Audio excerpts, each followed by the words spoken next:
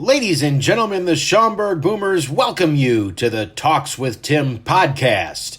And now, here is your host, the voice of the three-time Frontier League champion Boomers, Tim Calderwood. Welcome into another episode of Talks with Tim. Tim Calderwood sitting down with a left-handed pitcher for the Whyschaumburg Boomers, Connor Reed. And Connor, going into 2019, you were off 2018 due to injury. I know that we've obviously gone through a very strange offseason since the calendar turned to 2020, but after that 2019 season ended up until where we were with the coronavirus, did it at least kind of feel like a normal offseason for you a little bit?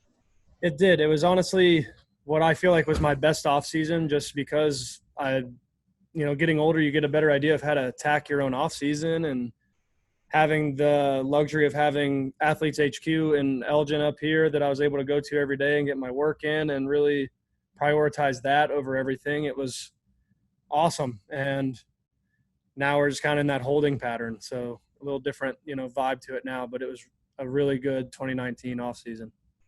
You're from Texas, but you've kind of moved around a little bit throughout the last couple of years.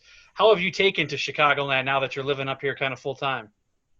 That first winter was tough. I know that's kind of the stock answer, but compared to back home, you get that polar vortex. We're closing because it's just too cold to start your car and be outside for more than 30 seconds. That's a big change of pace. But that being said, the summers are way better. No 105-degree days at all. It's not even a threat. It didn't take you a lot to warm up in 105-degree weather, though, right? No, you pretty much just walk outside and you can go get on the mound. So how have you been staying ready during the pandemic? Just kind of repeating the last phase of my throwing program and my ramp up, just kind of keeping my pitch count and my throw count right around where I would be keeping it or have it going into a spring training. Just kind of waiting on that call from Jamie that says, hey, we're good to go here and this will be our report day, and then I can make whatever adjustments I need to make from that day. So usually during spring training and the start of the season, you're kind of building that pitch count a little bit. Are you staying at the same amount, or are you adding on a little bit more here or there? I'm just kind of holding at that same amount because this year I was actually going to be making the transition into the bullpen. So it's a little different than being a starter, to where I felt like I needed to come into spring training ready to throw 80 pitches day one. Now it's, can I throw 25 pitches 3 times in a week? So just kind of and that was a fun adjustment to figure out, but just kind of staying ready. I'm at doing that twice a week right now. So just holding. What was the biggest thing you had to figure out in terms of transitioning from that starter to a reliever? Probably just, I've never really done it in my life. Just seeing will my arm bounce back in 2 days and be ready to go again? Because, I did it in high school for some travel baseball tournaments, but that was because that was what we had to do to try to win. But I haven't done it since I was 18 years old, and trying to get my arm to bounce back. And, with the Tommy John 2 or 3 years ago now, I just didn't really know what that was going to look like. Tweaking some warm-up stuff and some post-throw stuff, and felt better than it has in a long, long time, to be honest. And here we sit. Is that partially because of coming off of the injury? You wanted to be a little more fresh, or what was the reason, I guess? The reason for switching to the bullpen, yeah. Or just talking with Jamie, and I went into the bullpen at the end of last year for the last 3 weeks or so, and just I succeeded in that role and felt like, maybe this is what I could be doing long term to keep playing at a high level. So just we're going to see how it would look this year to start and kind of go from there. What's the biggest difference in your mind between a starter and a reliever? Obviously, the physical side is, pitching once a week versus 2 or 3 times a week. But in your brain, what's the biggest difference? For me, last year was, hey, I don't have to save anything for the 6th or 7th. I can just go out there and I can empty the tank for an inning or two, and my day's over. I can just kind of take it easy after that. But you got to – and, having to worry about going through the lineup more than one time as well. You can't, in the first inning, show every pitch you have to everybody and try to strike everybody out. But out of the bullpen, it's all hands on deck. You're throwing everything at all times. How have you been able to stay connected with Jamie and the coaching staff during this break? Well, I actually live with our hitting coach, so that's really helped. And Jamie is on the phone with Derek a lot, and Jamie and I have been on the phone plenty, just talking about like my role and stuff we see for the future in baseball and all of that. So that's been pretty easy, just, talking with Derek and working with him here at HQ and all that. So, yeah. Is it easy to stay connected during this time period? I mean, obviously, since you live with Derek, you've got that going for you. But otherwise, I mean, have you found it a challenge or? It's I'd say a little challenging with Jamie, just because you don't want to bother the guy. You just call. I don't want to call him every 10 days and be like, "We playing?" or, what's the word here? It's kind of let him come to you kind of time of year right now.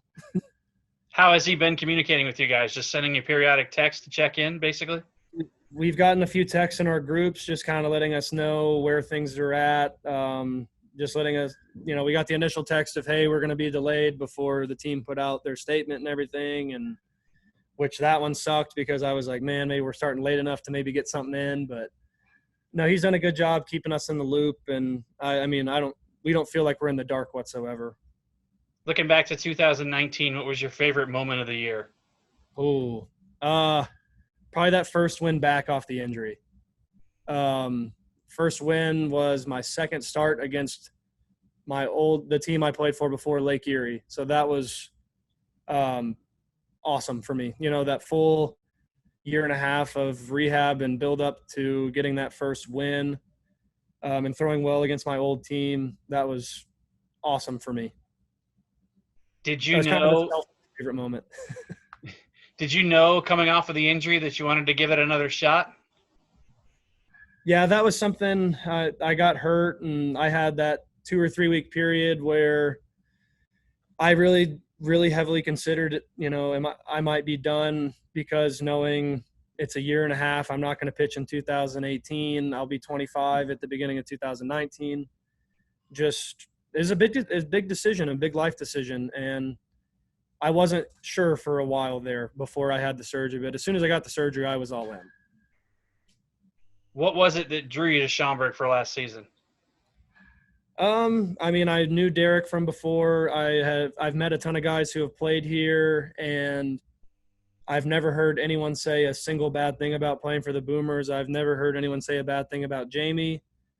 And then I was moving out here as well, so it'd be awesome to just be in one place full time and not have to go through the whole process with finding a host family, getting comfortable there, and then by the time you're fully comfortable, there's 20 games left in the season and you leave. And just like building a life up here was a big part for me.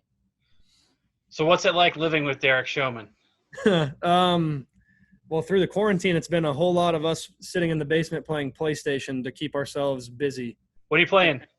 A lot of MLB The Show, I think. Who's better? I can't answer that. He's sitting in the room with me right now. I've definitely played more games. Well, I have more experience. There we go. What team do you play with? So we do like it's kind of like you build your own team. So it's like an ultimate team on Madden kind of thing. So my team is the Big League Boys is the team name. So what's been your other favorite quarantine activity? 2 weeks ago I got to go home to Texas where they weren't on quarantine. So kind of a trick answer there. Do you feel like it's starting to get back to normal a little bit now? It is. I came back up here, I think 5 days ago from Texas. I was able to actually go out and have a meal somewhere and not have to travel it in the car and let it get cold. Went to a store. That was fun. So slowly but surely, it feels like we're starting to put things back together. And, getting AHQ back open and running here yesterday. So life's kind of starting to get put back together. All right. Well, Connor, thanks so much for joining us on this episode of Talks with Tim. Thanks for having me. Thanks for tuning into the Talks with Tim podcast.